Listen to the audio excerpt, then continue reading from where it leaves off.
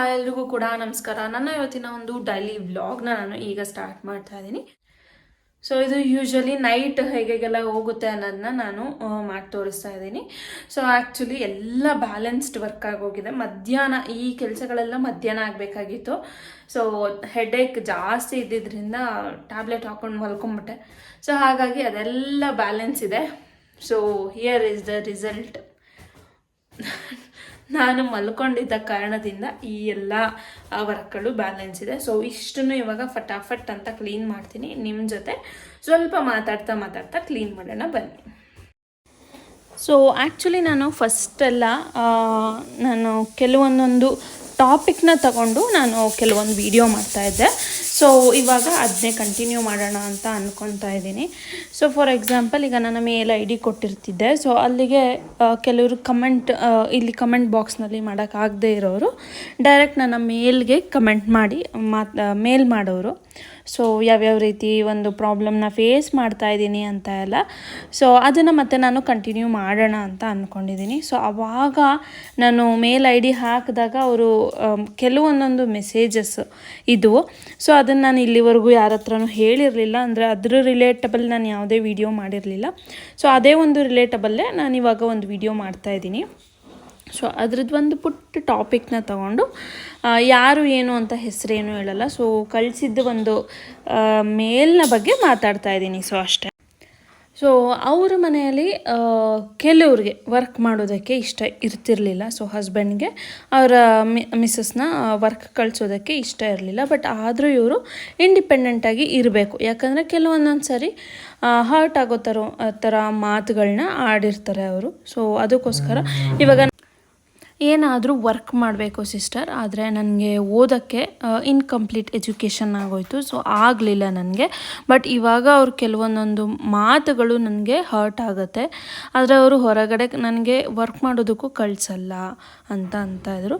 So ಆ ಥರ ಇದ್ದವ್ರಿಗೆ ಒಂದು ಏನು ಸಜೆಷನ್ ಅಂತ ಅಂದರೆ ಈಗ ಏನು ಮಾಡೋದು ನಾನು ಅಂತ ಕೇಳಿದ್ರು. ಸೊ ಅಂಥವ್ರಿಗೆ ಏನು ಸಜೆಷನ್ ಅಂದರೆ, ಇನ್ ಕೇಸ್ ನಿಮಗೆ ಟ್ಯೂಷನ್ ಮಾಡೋ ಎಬಿಲಿಟಿ ಇದೆ ಅಂದರೆ ಮೇ ಬಿ ಅವರು ಡಿಗ್ರಿ ಕಂಪ್ಲೀಟ್ ಮಾಡಲಿಕ್ಕಾಗಲ್ಲ ಅಂತ ಅಂತಿದ್ರು. ಸೊ ಡಿಗ್ರಿ ಏನು ಇನ್ಕಂಪ್ಲೀಟ್ ಇದೆ ಅದನ್ನು ಇವರು ಟ್ಯೂಷನ್ ಕಡೆ ಡೈವರ್ಟ್ ಮಾಡ್ಕೋಬೋದು.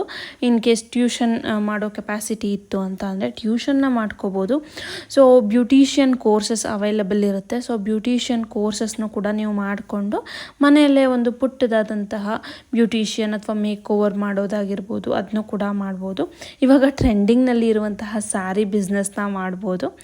ಸೊ ಇದು ಹಾಗೆ ಇನ್ನು ಟೈಲರಿಂಗು ಕೂಡ ಇಲ್ಲ ನಾನು ಚೆನ್ನಾಗಿ ಪೇಷನ್ಸ್ ಎಲ್ಲ ಇದೆ, ನಾನು ಟೈಲರಿಂಗ್ ಕಲಿತೀನಿ ಅನ್ನುವಂಥವ್ರು ಟೈಲರಿಂಗ್ನ ಕ್ಲಾಸಸ್ ಕೂಡ ಇರುತ್ತೆ. ಇವಾಗೆಲ್ಲ ತುಂಬ ಅವಾಗಿನ ಥರ ವರ್ಷಾನುಗಟ್ಟಲೆ ಕಲ್ತ್ಕೋಬೇಕು ಅಂತ ಏನಿಲ್ಲ. ಸೊ ಸ್ವಲ್ಪ 3 months 4 months ಹೋದರೂ ಕೂಡ ನೀವು ಮಾಡ್ಕೊಬೋದು. ಸೊ ಈ ಎಲ್ಲ ಒಂದು ಕೋರ್ಸಸ್ನ ನೀವು ತಗೊಂಡು ನೀವು ಮನೆಯಲ್ಲೇ ಕೂತು ನೀವು ಅನ್ನ ಮಾಡ್ಬೋದು.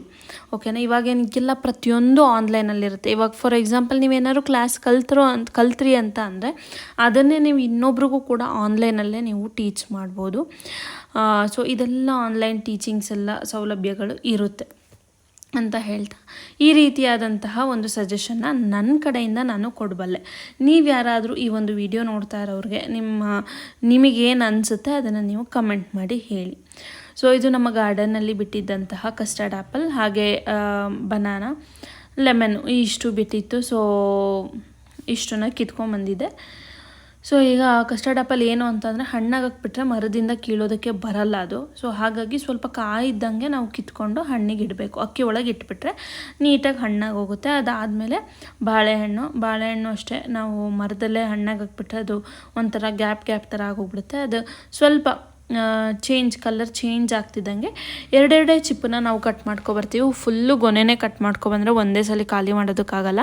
ಸೊ ಏನು ಮಾಡಿಬಿಡ್ತೀವಿ, ಮರನ ಸ್ವಲ್ಪ ಬಗ್ಗಿಸ್ಬಿಟ್ಟು 2 ಚಿಪ್ಪನ್ನ ನಾವು ಕಿತ್ಕೊಬರ್ತೀನಿ. ಒಂದು ವಿಡಿಯೋ ಮಾಡಿ ಹಾಕ್ತೀನಿ ನೆಕ್ಸ್ಟ್ ವ್ಲಾಗಲ್ಲಿ ಹೆಂಗೆ ಮಾಡ್ತೀವಿ ಅಂತ. ನೀವು ಕೂಡ ಮಾಡ್ಬೋದು ಮನೇಲೇ ಯಾರು ಬಾಳೆಹಣ್ಣು ಈ ಥರ ಎಲ್ಲ ಬಿಡ್ತಾ ಇದ್ರೆ. ಸೊ ಆ ಥರ 2 ಚಿಪ್ಪು ತೊಗೊಬಂದು ಹಣ್ಣು ಮಾಡಿ ತಿನ್ನೋದು. ಅದು ಖಾಲಿ ಆದಮೇಲೆ ನೆಕ್ಸ್ಟ್ 2 ಚಿಪ್ಪು ತೊಗೊಬಂದು ತಿನ್ನೋದು. ಆ ರೀತಿಯಾಗಿ ನಾವು ಮಾಡೋದು. ಸೊ ಅದಾದಮೇಲೆ ಇದ್ದಕ್ಕಿದ್ದಂಗೆ ಸೀರಿಯಸ್ಲಿ ನಮಗೆ 2 ಡೇಸಿಂದ ಯಾವ ಥರ ಅಂದರೆ ಫ್ಯಾನ್ ಹಾಕ್ಕೊಂಡು ಮಲ್ಕೊಳ್ಳೋ ಲೆವೆಲ್ಲಿಗೆ ಸೆಕೆ ಇರ್ತಿತ್ತು. ಬಟ್ ಇವತ್ತು ಮಳೆ ಬಂದಿದೆ. ತುಂಬ ಜೋರಾಗೆ ಬಂತು. ಬೆಂಗಳೂರಲ್ಲಿ ಯಾವ ಥರ ವೆದರ್ ಅಂತಲೇ ಪ್ರಿಡಿಕ್ಟ್ ಮಾಡೋಕ್ಕಾಗಲ್ಲ. ಬೆಳಗಿಂದ ಸಂಜೆವರೆಗೂ ಫುಲ್ಲು ಬಿಸಿಲು ಅಂದರೆ ಬಿಸಿಲು. ಬಟ್ ಸಂಜೆ ಅಷ್ಟೊತ್ತಿಗೆ ಮಳೆ ಈ ರೀತಿಯಾಗಿ ಬರುತ್ತೆ. ನಮ್ಮ ಜನಗಳೇ ಹಿಂಗೆ, ಮಳೆ ಬಂದರೂ ಕಷ್ಟ ನಮಗೆ, ಬಿಸಿಲು ಬಂದರೂ ಕಷ್ಟ ಆ ಥರ. ಸೊ ಫೈನಲಿ ನಾವು ಮನೆ ಏನಪ್ಪ ಕೌಂಟರ್ ಟಾಪ್ ಎಲ್ಲ ಕ್ಲೀನ್ ಮಾಡಾಯಿತು. ಇದು ಆ್ಯಕ್ಚುಲಿ ಮಧ್ಯಾಹ್ನದ ಕೆಲಸ, ನಾನು ರಾತ್ರಿ ಮಾಡ್ತಾಯಿದ್ದೀನಿ. ಯಾಕಂದರೆ ನಾಳೆ ಮಗನಿಗೆ ಎಕ್ಸಾಮಿಗೆ ಸ್ಟಡಿ ಹಾಲಿಡೇ ಇತ್ತು. ಹಾಗಾಗಿ ಸ್ವಲ್ಪ ಫ್ರೀಯಾಗಿ ಮಾಡೋಣ ಅಂತ ಅಂದ್ಬಿಟ್ಟು ಅಟ್ಲೀಸ್ಟ್ ಮಾಡ್ತಾಯಿದ್ದೀನಿ.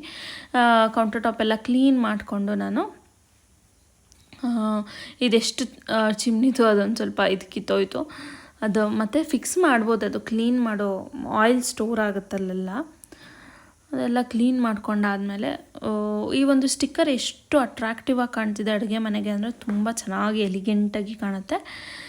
ಸೊ ಇದು ಇಷ್ಟ ಆಗಿತ್ತು ಇವತ್ತಿನ ಒಂದು ಡೈಲಿ ವ್ಲಾಗ್, ನೈಟ್ ರುಟೀನ್ ಅಂತ ಅಂದರೆ ತಪ್ಪಾಗಲ್ಲ.